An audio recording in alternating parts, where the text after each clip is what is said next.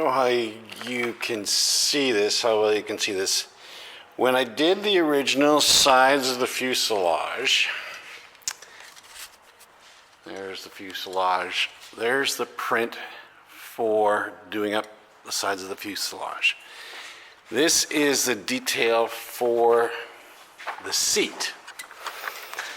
So 3/4 by 1/2 inch, 3/4 by 3/4, 3/4 by 1/2 inch. This is the main upright, and this is the seat support right in here. I'll go and show you on the plane right away. So this is what we have to work with. Fairly straightforward, that part. These are the 2 sheets of plywood that go along and support the seat. And in between you have a vertical there, DHF 9, a 3/4 by 3/4. In between those 1/8 ply. Now it says BB here. So BB. This is trying to explain it. This is the outside skin that isn't put on yet. This little member here is the outside of the fuselage. Below this would be the lower longeron. This is the seat mount right here. Inside of that seat mount is probably the doubler for the seat. So this is what the seat is actually going to sit on, is this mount here. Here's the 3/4, and here's the 1/8 going all the way across to the other end. So that's the detail we have.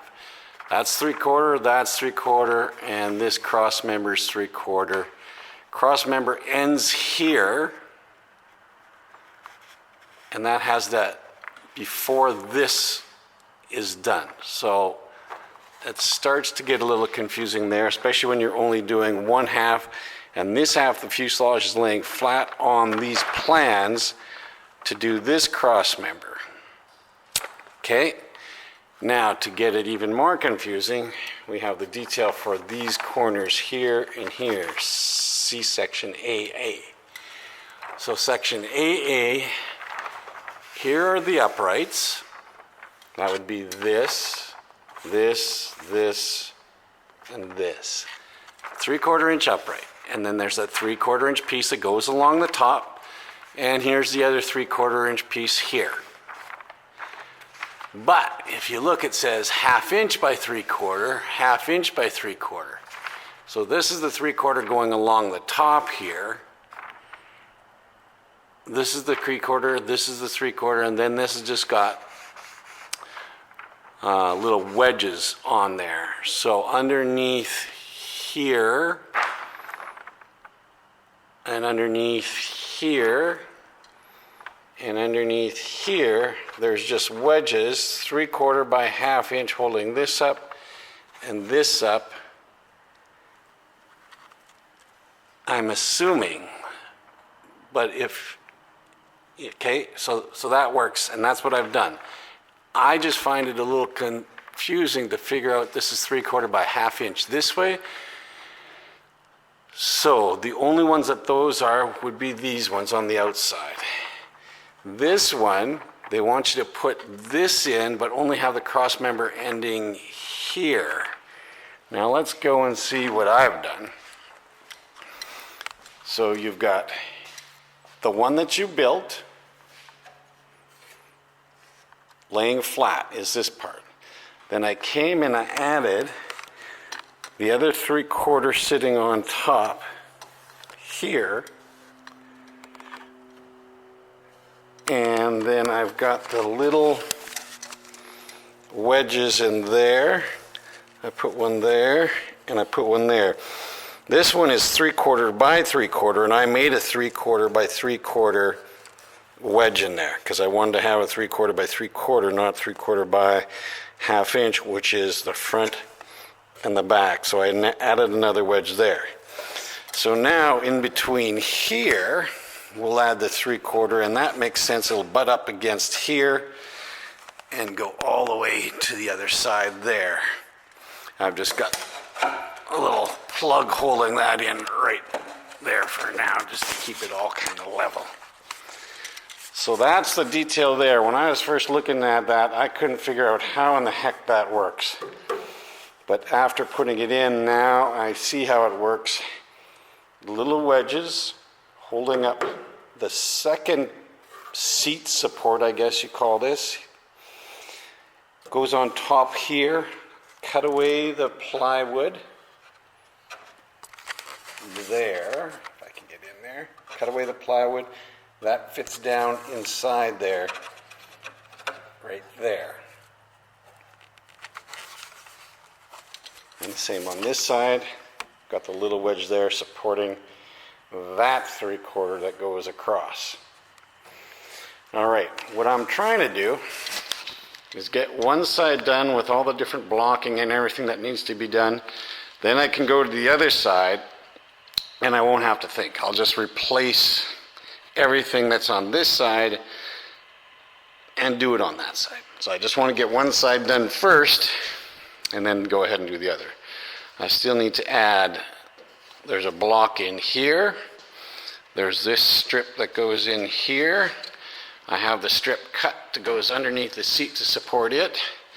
I'm going to put in the diagonal there. I am just going to mount it against that and against that down at that end. That's what I'm going to do for that. I've got the blocking in at the center.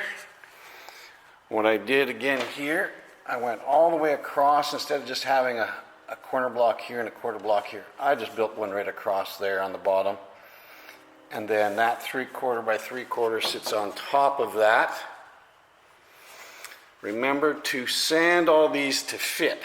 Again, the fuselage is coming up this way. This is straight up and down, but this is up. So this meets at an angle this way, and it meets at an angle this way, and this block does the same thing. This is angled down, and this is angled straight across. So you have to sand it so that fits flat against the diagonal here and against the cross member there. To get that to fit flat on there and flat on the diagonals. So that's in there. Yeah, I'm still going to do a little block right here. And I think that's got it just about handled. So we're moving along. It's just the tiny little details, getting all the little blocks and stuff, making sure that it's right all the way along. Haven't put in the front firewall yet. That's coming. But it's getting there, a little bit at a time.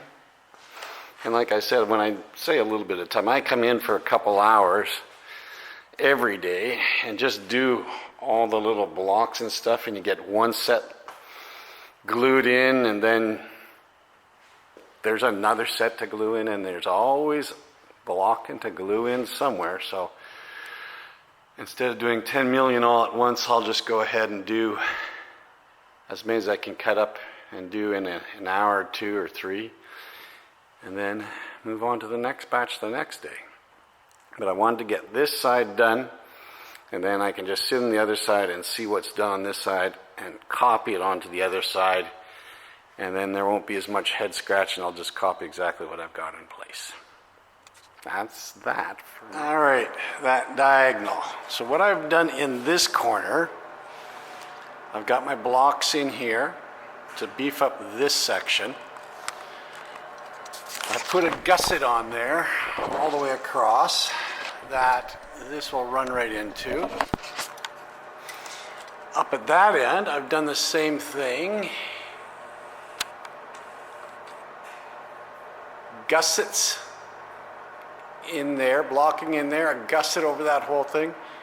And then this rod just sits right against that gusset. And that gusset will strengthen up that whole corner, taking the load evenly across this upright, this cross member, and the spar going across the back as well, because it's glued onto that, along with that diagonal or cross member that goes up to that. So it's all meeting right there, and it's all meeting right here.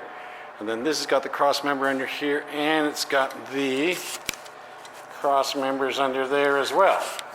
So that this is a good strong joint, and that's a good strong joint for